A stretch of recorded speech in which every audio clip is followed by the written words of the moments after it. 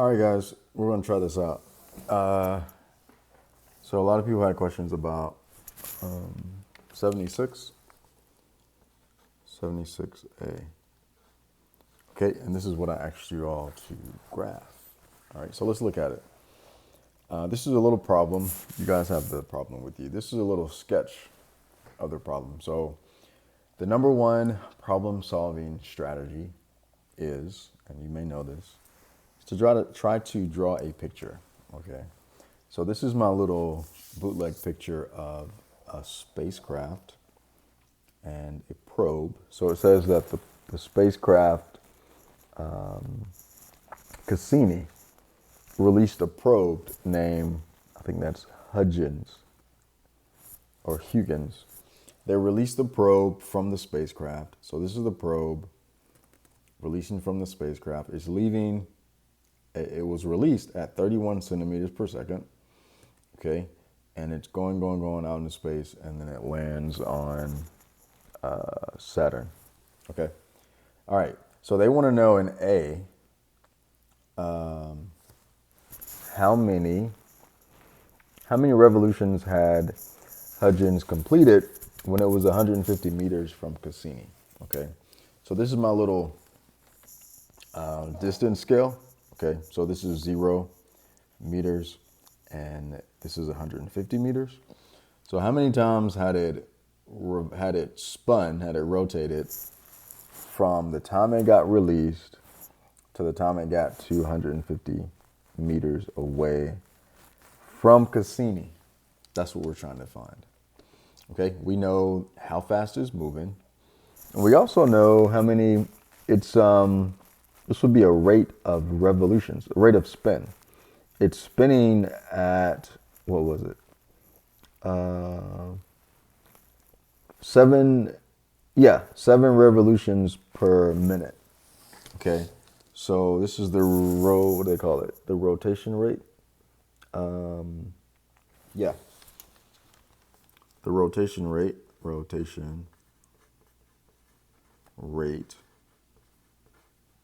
is 7 revolutions per minute.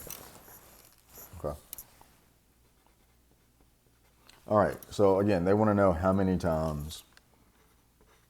revolutions,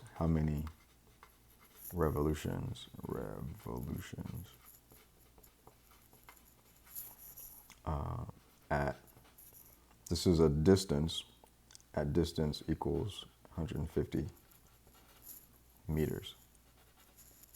Okay. Now, we have to ask ourselves one thing. Because we're given a rotation rate, it's a rate, which means it depends on time. Any rate that we talk about, it's going to be dependent on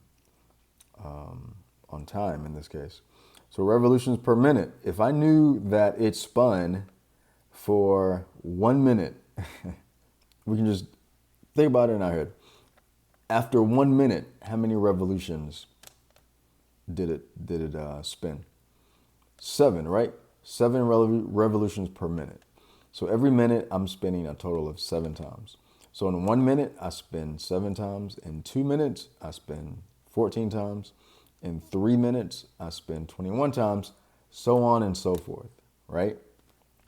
So the only way that we're going to figure out how many times it's spun is to get some time. We have to multiply this rate times a time to get the number of revolutions, right? Okay, so if we know that, we want to know, okay, well, how long did it take to get from 0 meters to 150 meters, right? Because that's what I need. I need to find the number of revolutions is going to be this rotation rate. We can call it anything we want to. I'm going to call it RR. It's going to be RR times the time, right? Times the time that it moved. So if we know how long it was moving for, then we can multiply that times the rotation rate. Okay. So this problem becomes a problem where we're looking for the time. All right. Now, we haven't talked about the first formula is the speed formula. Okay. They kind of introduce it here just for math's sake, just to get you guys used to manipulation. So speed is equal to distance over time. Right. If I now solve this for time, I get time is equal to distance over speed. Okay. Well, let's think about it. Do I know the information that I need to find how long it took the probe to move from 0 meters to 150 meters? Let's see. What is the distance that it moved? Well, we're considering the distance from 0 to 150. So in this case, distance is 150 meters. Okay. How fast is it moving during that time? Well, it told us it was moving at a steady velocity or steady speed of 31 centimeters per second.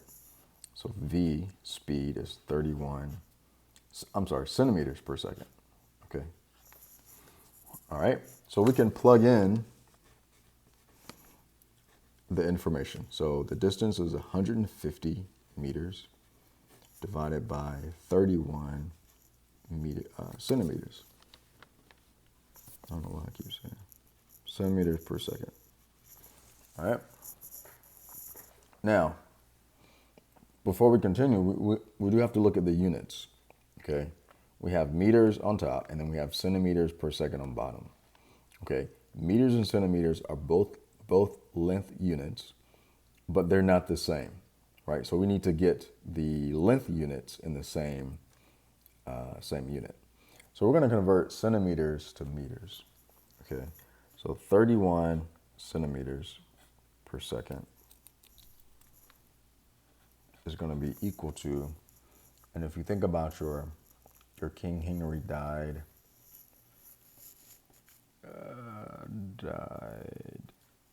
drinking chocolate milk, you know that centi is the 0.01, it's the hundredth. So pretty much this is 100 centimeters in 1 meter. Okay, this was the base unit. You guys know this. Okay, so if it's 100 centimeters in a meter, I'm going to do this the long way. Then I can do my dimensional analysis or conversion factor. I can do 100 centimeters is in 1 meter. Okay, centimeters cancel. And so I have 31 divided by 100, which is the same as moving the decimal place 2 places to the right. Okay, so this becomes 0.31 meters per second. All right, now we can plug this in. So this is going to be 150 meters divided by 0.31 meters per second. Okay, now we're good. All right, we have length units in the same dimension. So I'm going to take my calculator and I'm going to divide 150 divided by 150 divided by 0.31. I get 483.8. Where all this? 483.871.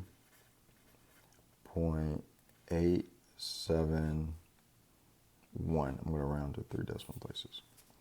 All right. We're going to talk about the number in a second, but let's look at the unit. I get meter over meter per second. Okay. This is something else that was in the lesson, in the textbook, but if I divide a meter by a meter per second, this is called dimensional analysis. We're analyzing the dimension, the units. Okay, so look, this is you know it's going to be a time. You know that because we're solving for t. But how that shakes out is I'm going to divide fractions. Okay, this is meter divided by meter per second. Okay, what's the rule for dividing fractions? I keep the first one, flip the second one, and then I multiply, right? I remember that. Meters cancel out, and I just have seconds. Okay, so that's how we get seconds. Now, this dimensional analysis is also like some of those other problems. 78, I think, was one I assigned, and 68 and 69 are similar. Okay, where you're kind of just manipulating the units algebraically. All right, so let's now look at the number. So we have this significant figures thing, right? Significant figures. Let's look at the number. So the rule for multiplying and dividing is to keep the same number of sig figs as the least accurate number. So I've got 150 divided by 0.31. Okay. How many sig figs are in 150? How many are in 0.31? Well, 0.31 definitely has 2. 150, because there's no decimal at the end, it just has 2, the 1 and the 5. All right, so our answer should have 2 sig figs in the answer. So that would be pretty much, we're rounding off the 3 here, or the 8, excuse me. This would be 480, okay?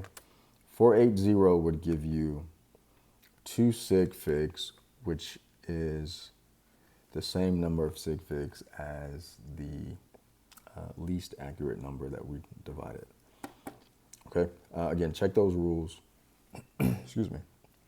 Check those rules in the section 1.4. All right, so our time here is 480 seconds. All right, so that's how long it would take this probe to go from 0 meters to 150 meters.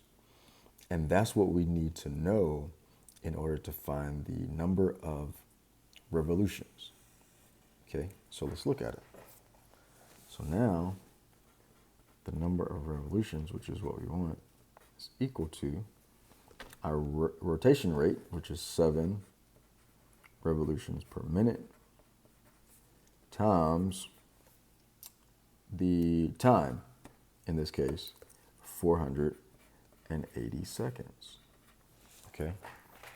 Now again, we have a unit mismatch. And a lot of these problems, that's kind of what they throw at you, just a unit mismatch.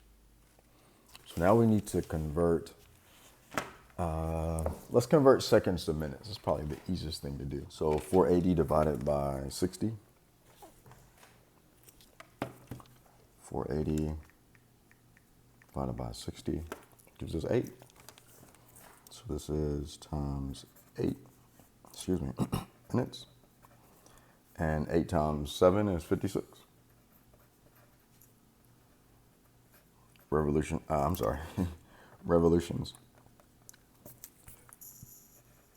Those units work out to be, again, revolutions per minute times a minute